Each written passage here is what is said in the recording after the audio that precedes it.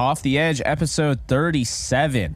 Jake Ellenbogen, Cameron Lynch here. We are wrapping up another series. It is the NFC North preview. Okay, we finished all the previews, and now we're going to wrap it up with the NFC North.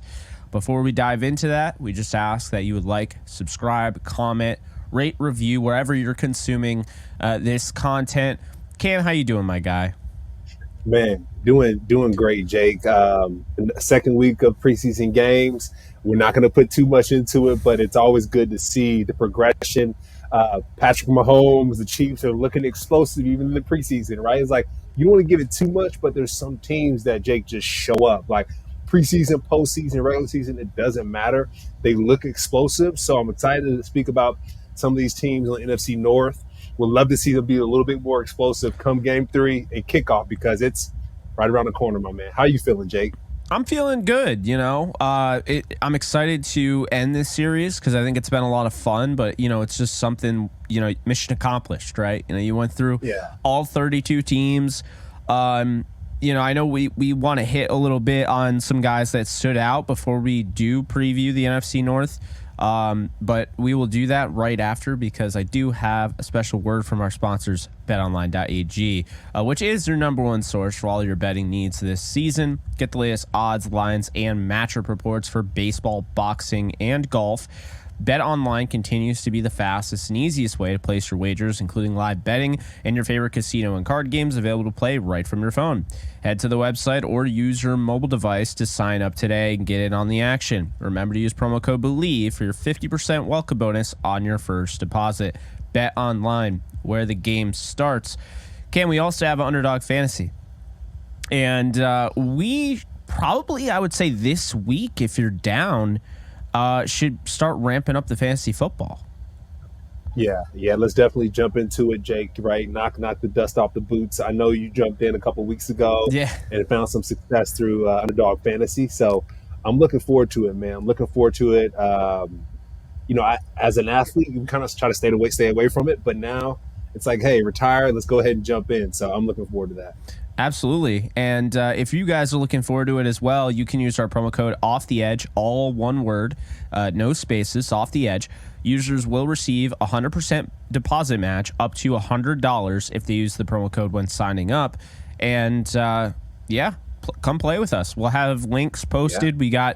We got Discords, we got Twitters, all sorts of stuff. So we can get you guys involved. And the cool thing is, Cam, you might not have known this, but they have a new feature that they rolled out, I think 2 years ago.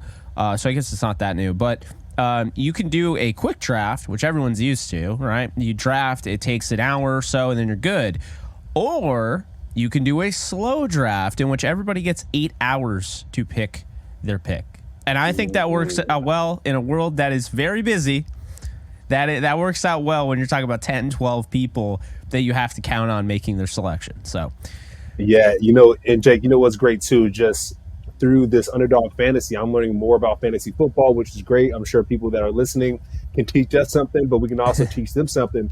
And I'm educating people, at work, people at, my parents about just fantasy football and how it operates, because I got you, my guy, to break it down for me. So I'm looking forward to the season with Underdog Fantasy. Hell yeah. So, guys, once again, Off the Edge, no spaces, sign up, and you'll get your deposit match. So it's that simple. All right. You know what else is that simple? The division and listing it out 1 through 4 and who you think is going to ultimately win. So, Cam, without further ado, I have number 1, the Detroit Lions taking home the NFC North crown. I have number 2, the Minnesota Vikings coming in second. Number 3, the Chicago Bears coming in 3. And I have number 4, the Green Bay Packers.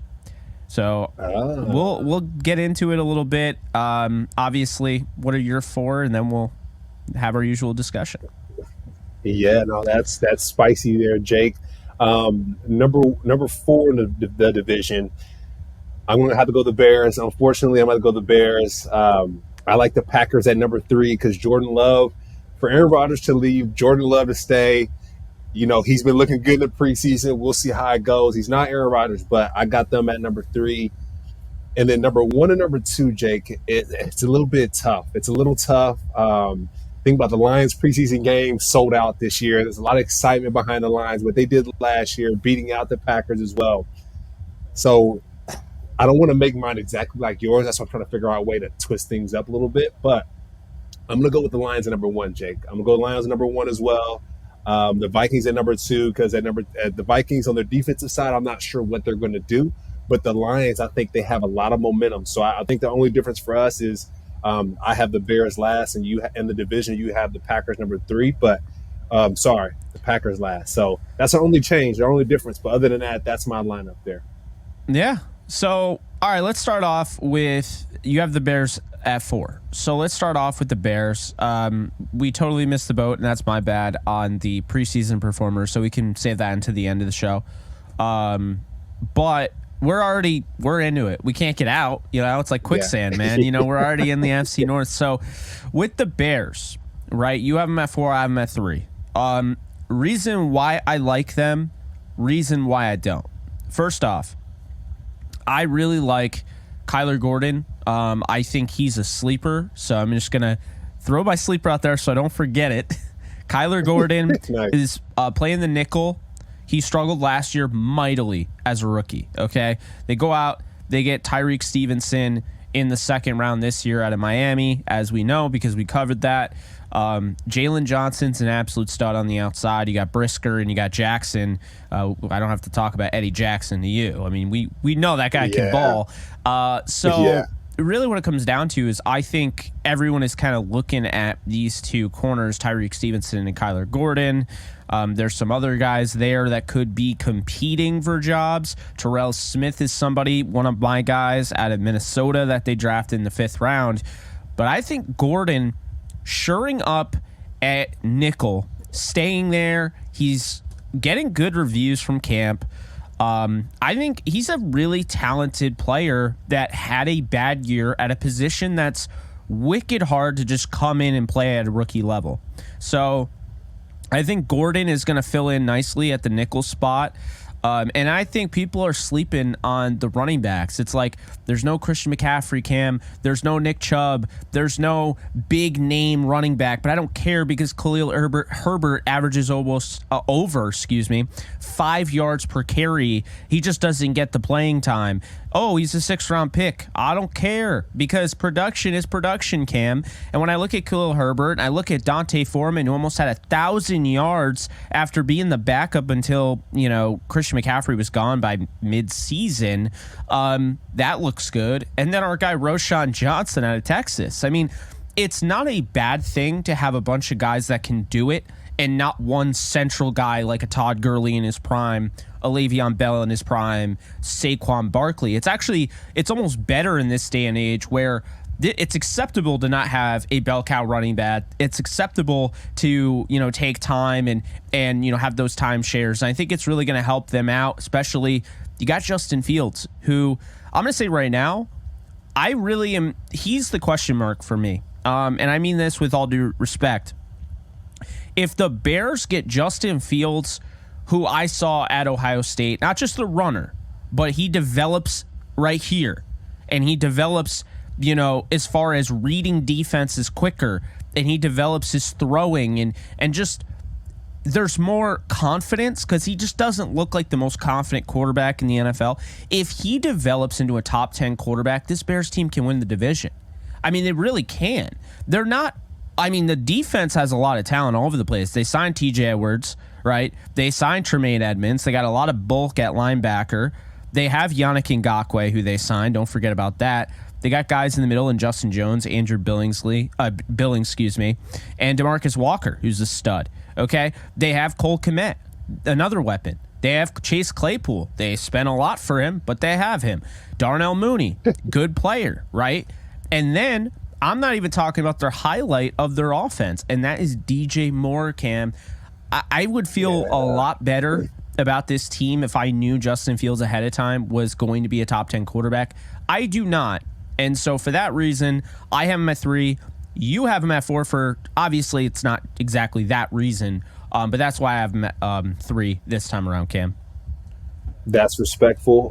As you do know, as the people listening to Off the Edge know, the Bears fan base is probably one of the better fan bases in the sport of football. Let's just full stop there. They're a strong group, even for our podcast, right? We talk about Zach Pickens and some other folks, Javon Dexter on this podcast, and the views go crazy. So we always want to show love, and we always want to show love to people that show us love.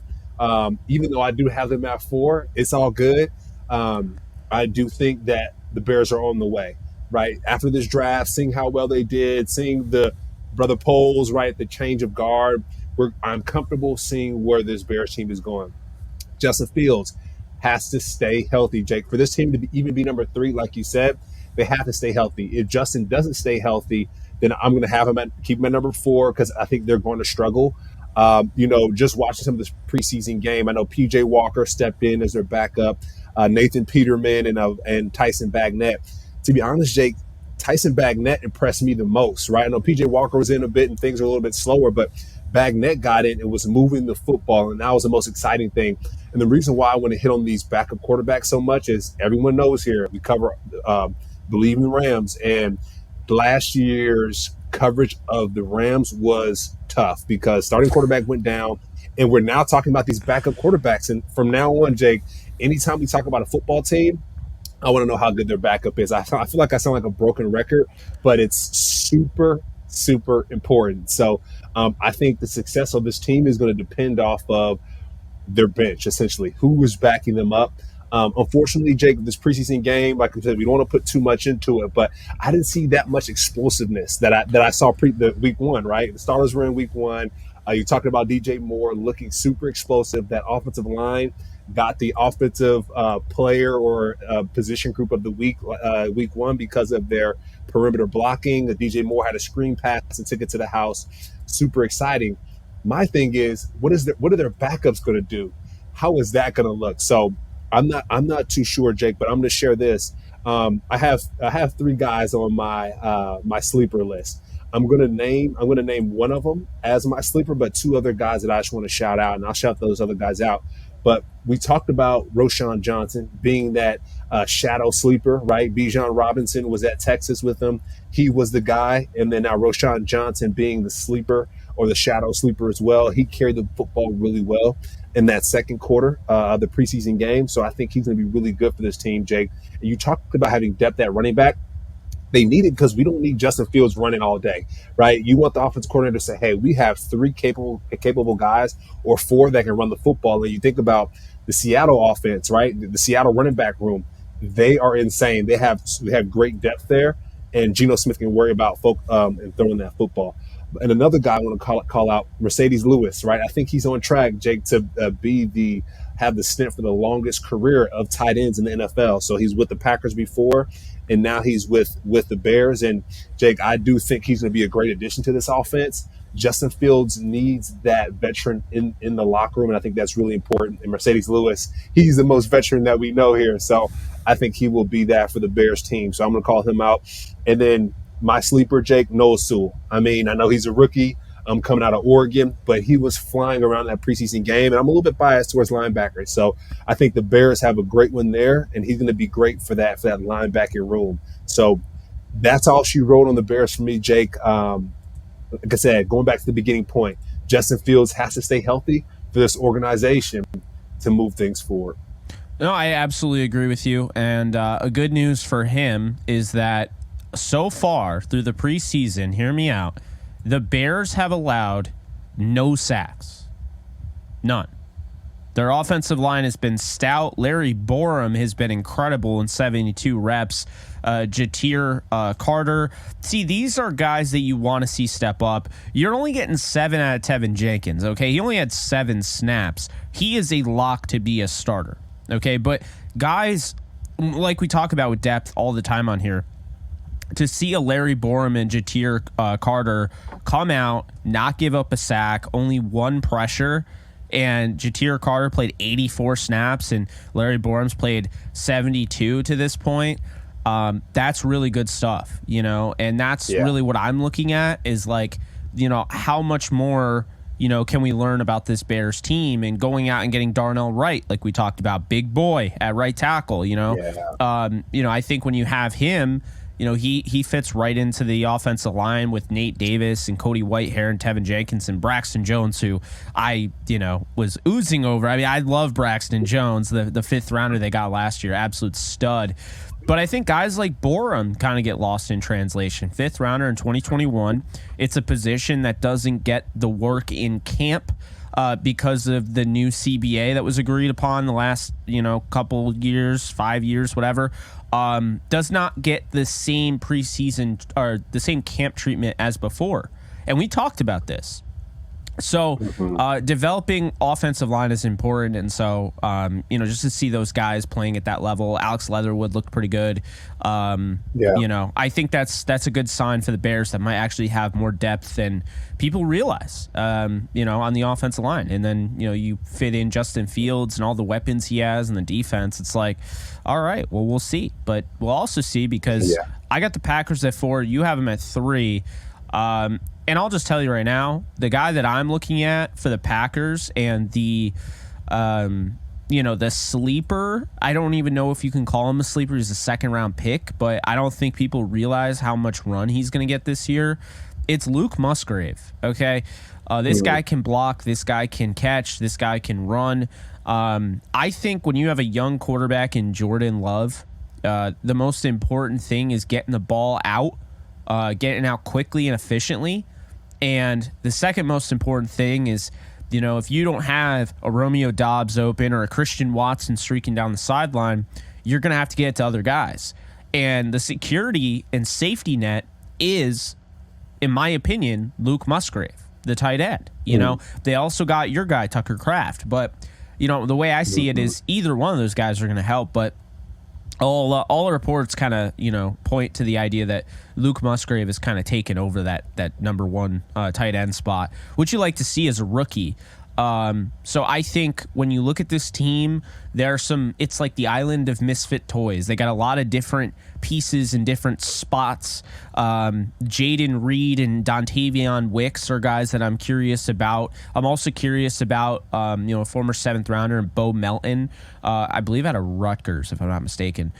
He's interesting to me. They have some interesting players. I mean, even guys that are on the defensive side, like Colby Wooden that you brought up, Carl Brooks, who's having a good preseason, might not start right away, but could be important. Lucas Van Ness, who we talked about at length throughout the year. Brenton Cox Jr., who we talked about before, kind of the question marks with the character concerns. But, at the end of the day, if he can get on this roster, he's got a skill set. But then they already have guys that you look at, Keyshawn Nixon, Rasul Douglas, Darnell Savage, Jair Alexander, one of the best corners in all of football.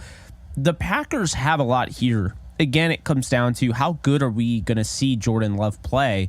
And I think Love is going to be solid. But I'll be honest with you, Cam, in the effort of being transparent as possible with Jordan Love, I didn't love him coming out of Utah State. So, for me, it's more so he's got to prove it to me. There are a lot of people that are championing the idea like, this is my guy. Like, I love Jordan Love. Like, I'm not in that boat, Cam. So it's going to take me a little bit to just dive into the pool and be like, yeah, no Aaron Rodgers, no problem. Like, sorry, he's won 2 of the last 3 MVPs. Okay, I understand he had a down year last year.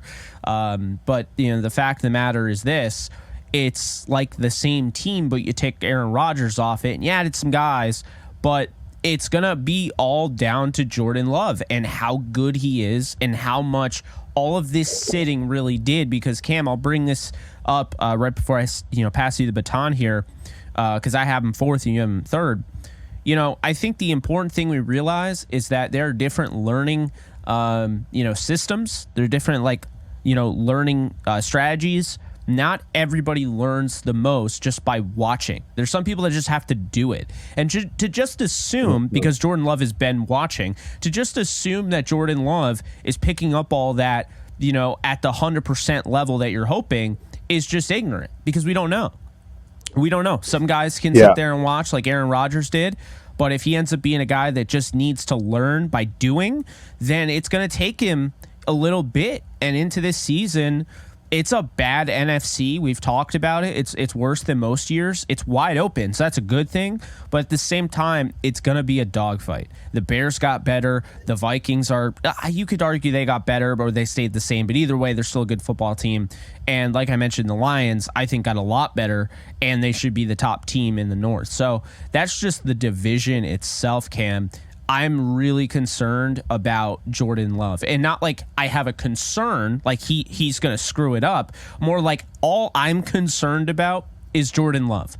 Not trying to sound like a talking head on like, whoa, it's got to be a quarterback. It's got to be a quarterback and a quarterback. No, because I just mentioned all those guys and we talk about the roster, but it comes down to Jordan Love, does it not?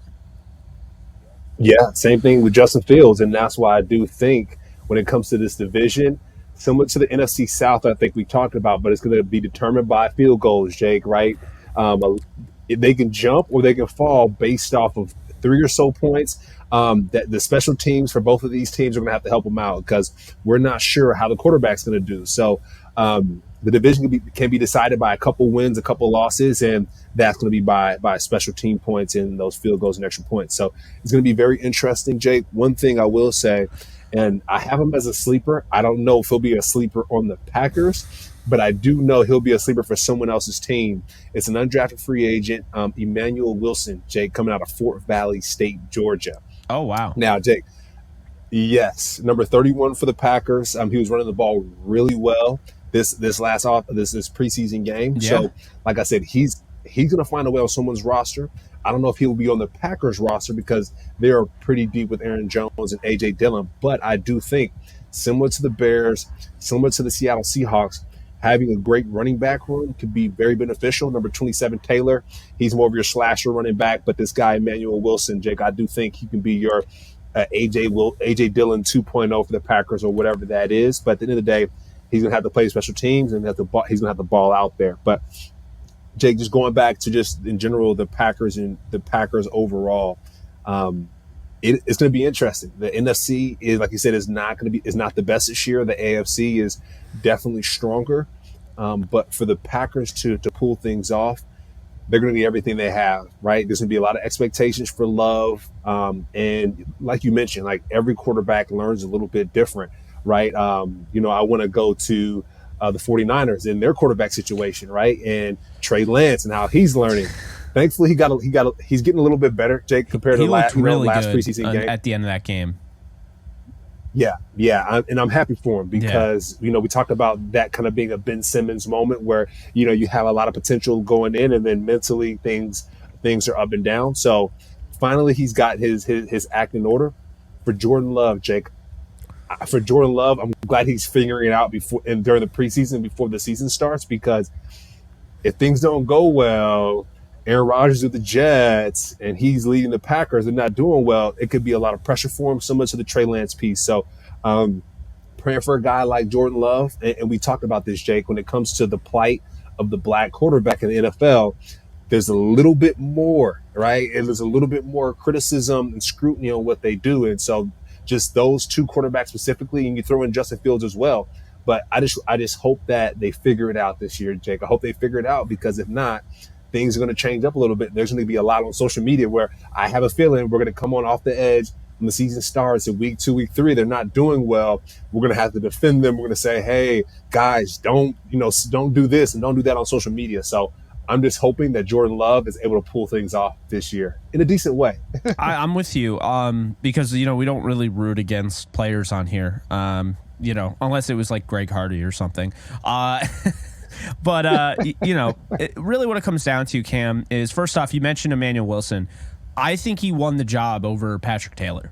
I think they're going to keep him. I think he'll be the third running back. I think he's done enough. I understand there's more to it in camp, but Patrick Taylor hasn't exactly dominated. It's not that he's a bad football player and they could keep 4 running backs. But it's kind of like you mentioned Emmanuel Wilson can be like A.J. Dillon. I think that's the issue, is that with Patrick Taylor, it's another one of those big-bodied running backs that runs with power. It's like, man, we got to get some diversity in this running back room, And so I feel like Emmanuel Wilson kind of gives you that, because, he can scamper, man. Like, I saw those longer runs. So I like that. one criticism about the Packers, I'm going to say this. If Jordan Love goes down, they're done. Sean Clifford is worse than bad. I'm just going to say that right now. And the reason why I have some sort of like beef is because you just signed the USFL's MVP in Alex McGough. Okay. I'm not saying Alex McGough is going to be the next Kurt Warner, right? But I'm saying it just totally, in my opinion, devalues the USFL and spring football. If you have Alex McGough, who just went off, won a title, was outstanding for the Stallions, and he's been building it up to this point, and it kind of proves my point with the young quarterback ecosystem being broken, because he comes over being the MVP of that league, Cam, and can't even get on the field in preseason. See, that's just not acceptable to me. Sean Clifford is not the next best thing since sliced bread. Sean Clifford, most Penn State fans didn't want him to be their quarterback. And now he gets drafted in the 5th round. I'm like, this is C.J. Beathard all over again. Remember when C.J. Beathard got drafted 2 rounds ahead of George Kittle? Same school, but the reason George Kittle fell the 5th round was because C.J. Beathard wasn't getting him the ball. Like, C.J. Beathard was struggling, underthrowing. He goes in the 3rd. This is where talent evaluation in the NFL, I question. Because I think they get it right, but I think sometimes they're too close. They see the Penn State guys on, and then so you're watching Penn State, but you're not watching USFL. It's like, to me, as a football evaluator, you should be watching all these games. You should have guys on the USFL. You should have had scouts out there. If you're gonna sign McGough and not play him, I'm not saying play him in the regular season, but not even give him a chance to go after this quarterback 2 job. It just seems kind of disrespectful and dismissive to the league. But it's also like, Sean Clifford isn't great. Like, I'm sitting here like, he's not making these great throws. I mean, we talked about it with Trask. It's not one of those things where it's a Kyler Murray who you just drafted, or even, this year, like C.J. Stroud, who you don't want to show up because you just spent a 1st-round pick on him. It's a 5th-round pick, Cam. So I have issues with that. I'm not going to let biases. I'm not an Alex McGough fanboy or anything like that, but I'm not going to let the biases get to me. I just think it is what it is. Like, I'm watching and I'm just not seeing anything that could be considered NFL starter material out of Sean Clifford. He's going to be a backup the majority of his career. He's kind of a one-read quarterback, and that's fine. But if you're wondering why McGough, though. Yeah, if you're wondering why these guys aren't there's no more Kurt Warners, Tony Romos even, these guys aren't just showing out, and why everyone's making such a big deal out of Brock Purdy is because Brock Purdy's don't happen anymore because the NFL doesn't give him a chance to. It took Garoppolo going down. It took Trey Lance to dislocate his ankle for Brock Purdy to get that opportunity. We're not seeing it anymore, and this is why. Yeah, and to your point, like McGough, and there's one more preseason game left, so each team is operating a little bit differently, right? Jordan Love, I think, played a good amount of the 1st quarter, maybe the 2nd, and so Clifford kind of got the rest of the game, and that's fair.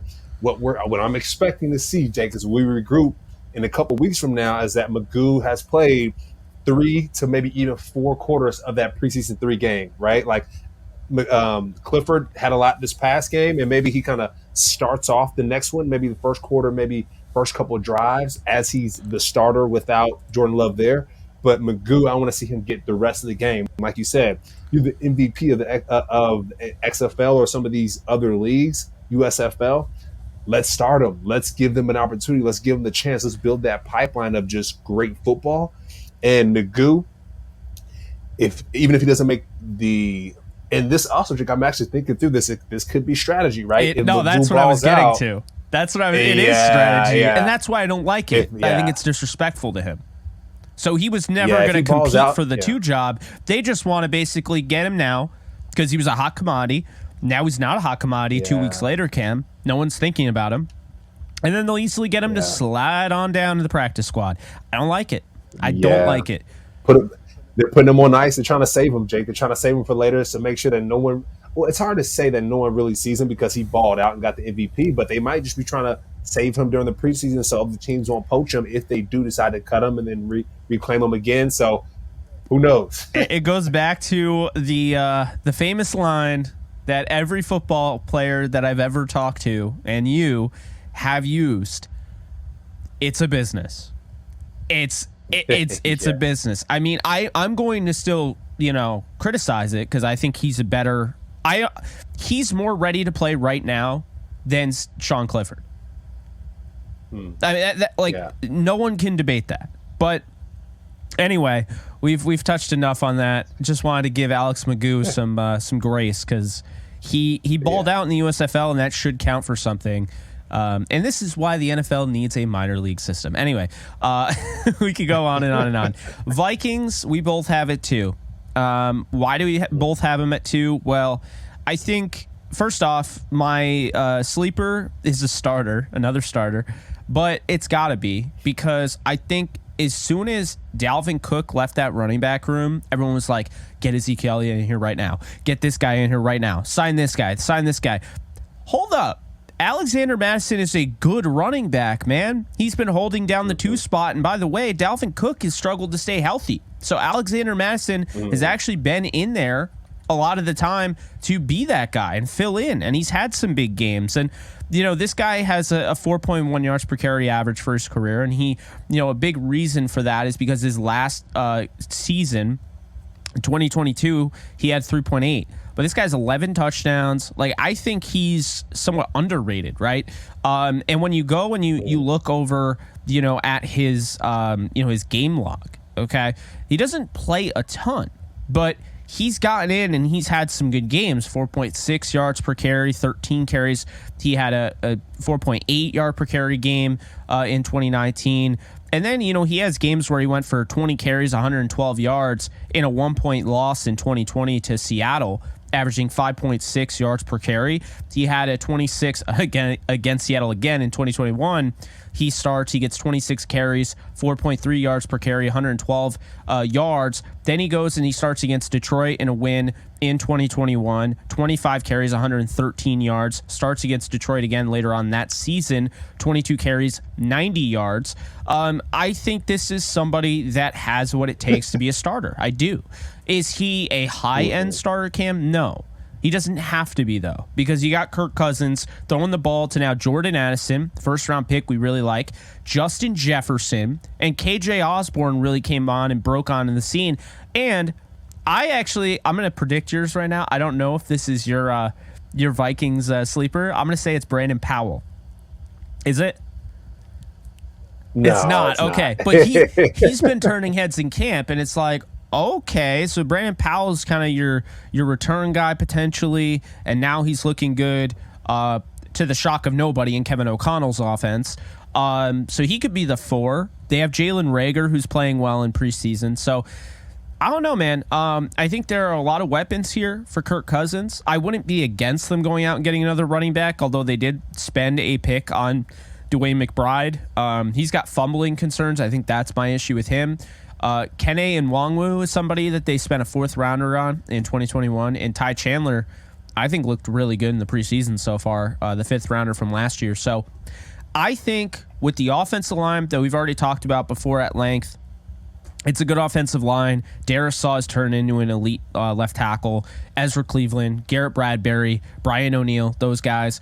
I like the offensive line makeup. I think the big thing here is that Ed Donatel is out as defensive coordinator. Okay, that was a big issue. They brought in my guy Brian Flores, who I think is become underrated, Cam. I think people forget that Patriots game in the Super Bowl against the Rams, that was Brian Flores' defense that just terrorized the Rams offense. Terrorized. So now you give Brian Flores Byron Murphy, you give him Harrison Smith, Marcus Davenport, Jordan Hicks, Daniil Hunter, Harrison Phillips in the trenches, Dean Lowry. Ivan Pace is balling out in preseason. Looks like an absolute stud UDFA linebacker. Mekhi Blackman, a guy that you and I both liked. I just think that there's a lot here to work with, and I'm very excited to see what somebody like Brian Flores can do with this defense. So I don't have them winning the division, but I think they're going to be really good. Yeah, and Jake, I think too, when you talk about Brian Flores, I think the Vikings are here because of coaching. in general. They have a great coaching staff, and I do think when it comes to winning games, we talk about the Bears, we talk about the Packers. Those games being decided by extra points and field goals, that 3-point difference.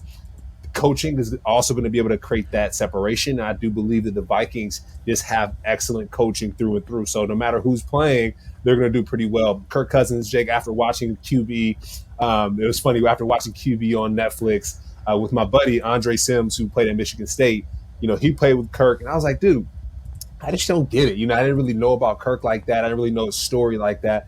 And after hearing my buddy Andre talk about Kirk while we were watching the show, I was like, okay, Kirk is the guy, right? He is your Superman in disguise. Sometimes you'll see his swag. I know he'll wear the chains, but other than that, he'll kind of wear your like corduroy pants and like your checkered shirt, like nothing too crazy. But Andre was saying, my buddy that played wide receiver at Michigan State, that he's like, I will go to war for Kirk. I will go to war with Kirk. And so to hear that's all I need to hear. That's all I need to know. And Andre, by the way, he's gonna be my best man at my wedding. So I trust his word a little bit. And I might have told you about my Michigan State was my first official unofficial visit, because it was my buddy Andre's official visit. But my first trip, my first official visit to a college, essentially Michigan State. It was when they beat Notre Dame, and Dan Antonio, I think he got a heart attack, after that extra field goal point. But I have a new respect, and long story short, for Kirk Cousins and what he's done in his career. And so I do think that second place in this division is nice and fitting for him. And then, Jake, you think about just the quarterbacks that are backing him up a little bit. You got Jaren Hall and Mullins. He has depth there. And so if something does happen to Kirk Cousins, I feel comfortable with him moving forward. We talk about the Packers. We talked about the Bears. We're not sure. And so we get to the playoff time, guys are getting nicked up and injured, that week 15, 16, if there's a backup that needs to play for Justin Fields, I'm not sure what that looks like. But for Kirk Cousins, I feel comfortable with Mullins stepping in and, doing his thing a little bit there. And then Jaren Hall as well. I liked him. He was one of my guys coming out of the draft. So I do feel comfortable with that offense and how they're moving the ball forward. And they talked about on defense with Flores, that's a game changer. And Jake, I'm going to talk about my sleeper here, C.J. Ham. Now, he's a fullback. I know we talked about some of the running back room that changing up a bit, but they have a veteran in there that started on special teams, undrafted guy, but has kept his way and kept his position on this team. And I think we talked about it before, but when you're undrafted, you're trying to make a team. John Foster told me it's hard to make the team, but even harder to stay. And so for a guy like C.J. Ham playing fullback in the NFL, Jake, not running back, fullback, that means he knows what he's doing. And so I think he's going to be able to bring along any running back that's there, right? If you want to have a two running backfield, throw him back there. And so C.J. Ham is my sleeper, someone that I've had problems with, to be honest, playing special teams myself. C.J. Ham is lined up at that kind of wing spot, and I'm going to attack him to block the punt or something, and he's giving me the works. So respect to C.J. Ham, and he's my sleeper for the Vikings. But great coaching, and I do think they'll do well in this division. Okay, so we both have the Lions number one.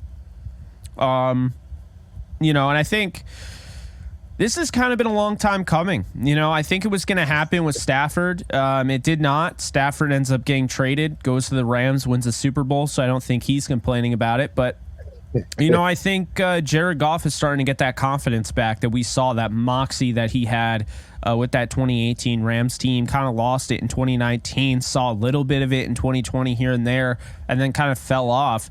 But I think he's really starting to get back to that comfortability, and I think a lot of it is due to Ben Johnson.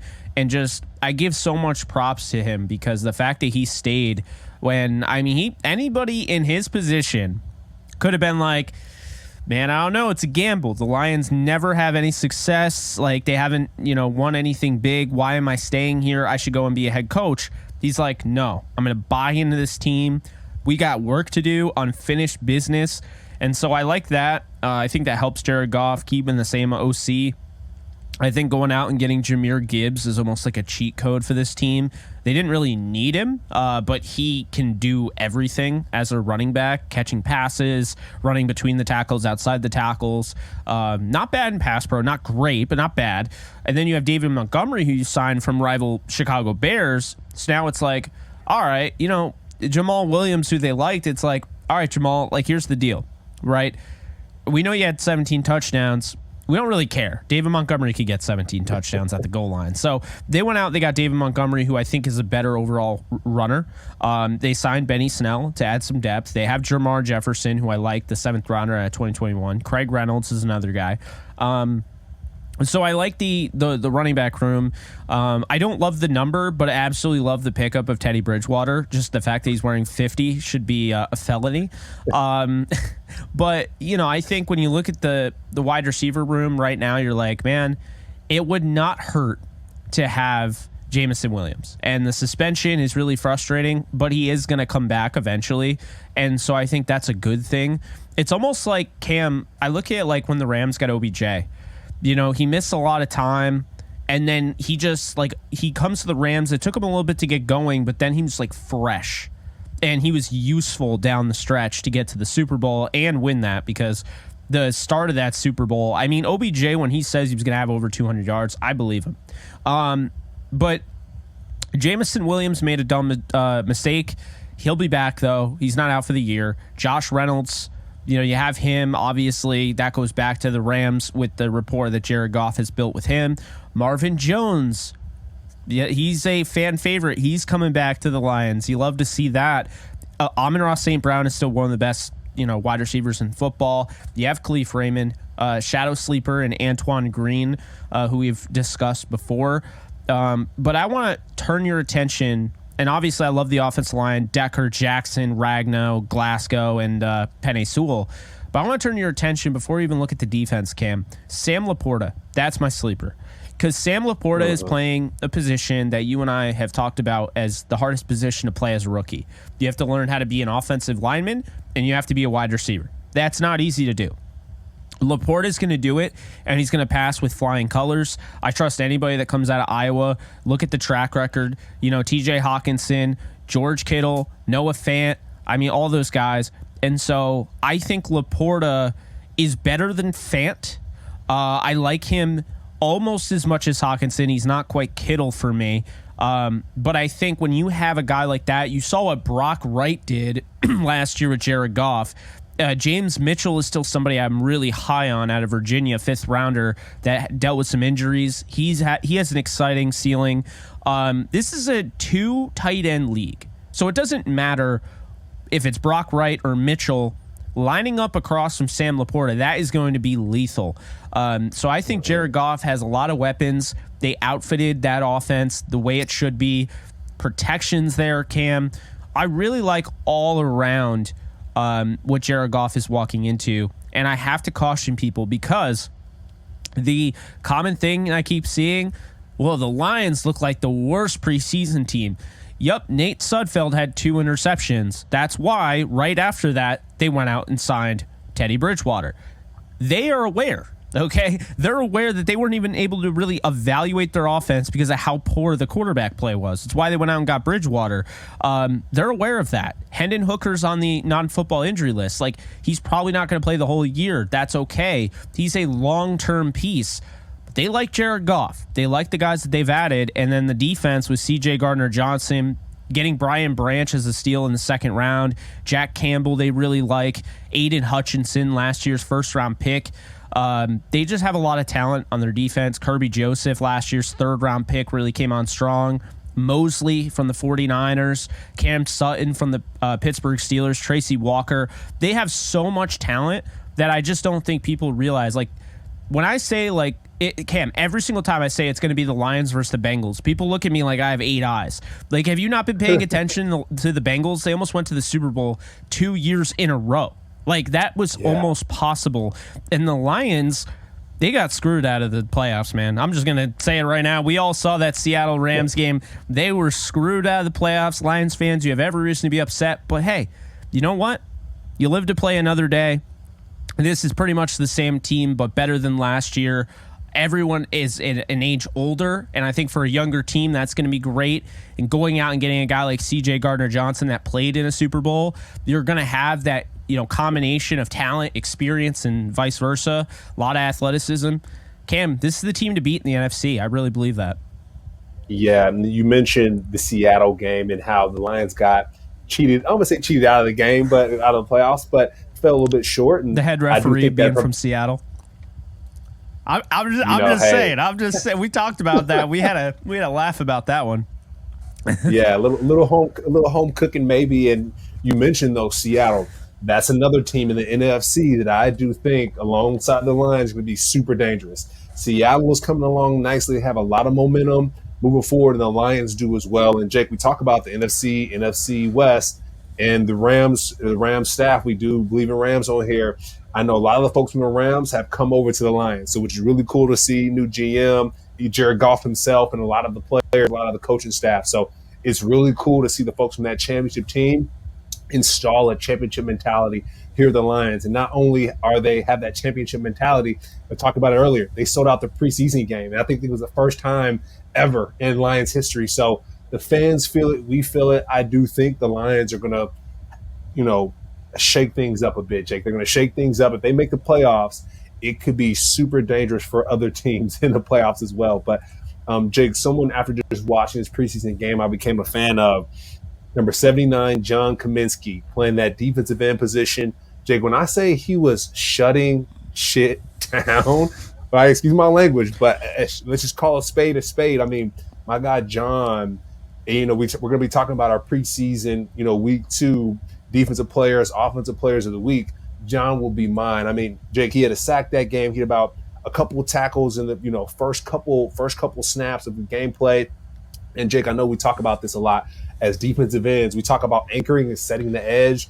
They have some teach tape of John setting the edge in a preseason game, Jake, right? Like the announcers are talking about it. They run a highlight back just showing a simple technique of him doing the right thing. And I do think if anyone is watching a guy like John, if you're an undrafted guy or whoever you are, just doing the little things right can go a long way. So I know he's a starter, but I'm just going to call him out. I mean, someone else too, Jake, Josh Reynolds as well. Talk about a Rams guy that went to the Lions and is finding success. Josh Reynolds, an undrafted guy who is just continually to increase and be a presence in this game of football. And so I want to call him out as well. But the Lions, Jake, super impressive. You talk about Jack Campbell, Jake. I mean, I know I said all pro rookie linebacker, but after watching this preseason, hearing the guys talk about him, my man is 6'5", Jake, about 257, running sideline to sideline like he's 6 feet tall, 215, 220 like myself. I mean, he is stopping gaps. He's defending passes. He's doing everything really well. And I just have I'm not going to say Luke Kuechly because Luke Kuechly was next level mentally. I'm not sure where Jack is on that radar, but Jack is definitely showing up at the linebacker position, and it's looking spooky, man. As a rookie to be splashing like this is kind of spooky. So I just want to flag him, man, because he's someone I think, halfway in the season we talk about Pro Bowl votes and whatnot. I want to see Jack on that list. So the Lions looking to take number 1 in this division, and could take number 1 if they get in the playoffs as they continue. So one of the most exciting teams to watch, the Lions here. And yeah, man, this has been a great episode because, like I said, the Lions a year ago, 2 years ago, 3 years ago, whatever it is, would not have been talking about them the way we are now. No chance. And just to add on to what you're saying, I just think when you look at a guy like James Houston, last year we're talking late, 6th, 7th round pick, he gets almost 9 sacks last year. I mean, to find that production, and then clearly you're doing a good job with your development of these guys as well. And so John Kaminsky, somebody I interviewed at the Senior Bowl, really, really nice guy. He comes out of kind of nowhere. I mean, he gets invited to the Senior Bowl. He came out of Charleston, Cam. Charleston. Yeah. So, I understand that's not nowhere, but you're not thinking of Charleston all the time, but Julian Okwara, 3rd round pick, maybe it took him a little bit to get going 2020. He had 3 sacks in the opening preseason game, playing with, I Bleav, his brother Romeo Okwara. So that's kind of cool. Malcolm Rodriguez last year, it's again getting production out of your late round picks, but just as much production out of your earlier round picks. And that's why we're talking about the Lions the way we are. I mean, Derek Barnes is somebody I really like, 4th rounder at 2021. There's a lot of guys here, Cam, that you look and you're like, wow, they have him. He's not even starting, and he's it's like that's the thing. Like Josh Pascal's a second rounder in 2022. I have no doubt he's going to get an opportunity and make some plays. So Kaminsky, guy that's now established in the league, was with the Falcons. He's now in Detroit. They have some guys, of course. You talk about Jameson Williams coming back. The whole thing with Denzel Mims isn't a huge deal because I think they're deep enough at wide receiver where it's not going to bother them.